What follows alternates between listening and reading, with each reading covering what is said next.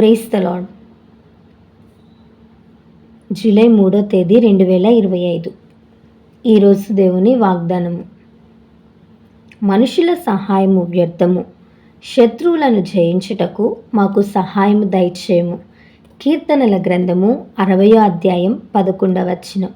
ఈ వాక్యం ద్వారా మనం తెలుసుకోవాల్సిన విషయం ఏంటంటే, ఇక్కడ భక్తుడు ఎవరి సహాయం వ్యర్థమైనదో, ఎవరి సహాయం అర్థవంతమైనదో గుర్తించి ఈ మాటను చెప్తున్నారు. చాలామంది మనుషులు మనతోనే ఉంటారు, మనకు సహాయం చేయటానికి కూడా సిద్ధంగానే ఉంటారు. కానీ కొన్నిసార్లు వారు చేసే సహాయం మనకు సరిపోదు. వారు చేసే సహాయం వలన మన సమస్యల నుంచి మనం గట్టెక్కలేం. కొన్ని పరిస్థితులలో వారు చేసే సహాయం వలన మనం ఇంకా దిగజారే స్థితిలోనికి వెళ్ళిపోతూ ఉంటాం.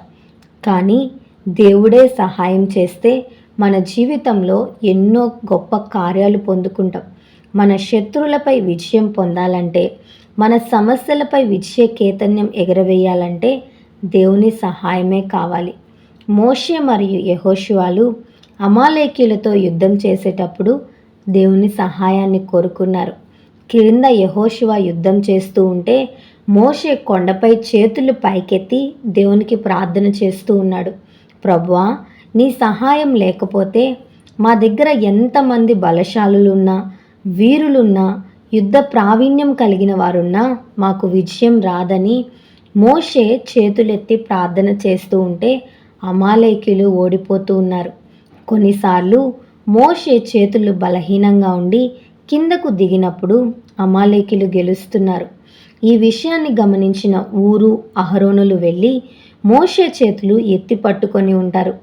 మోషే చేతులు దేవుని వైపు ఉన్నంత వరకు అమాలేకీయులు ఓడిపోతూ వచ్చారు. దేవుని మీద ఆధారపడి అమాలేకీయుల మీద విజయం పొందిన తర్వాత యెహోవా నిస్సి అనే ధ్వజాన్ని వారు ఏర్పాటు చేశారు. దేవుని వైపు నువ్వు చేతులెత్తినప్పుడు, దేవుని వైపు నువ్వు చూసినప్పుడు నీ శత్రువులపై విజయాన్ని చూస్తావు.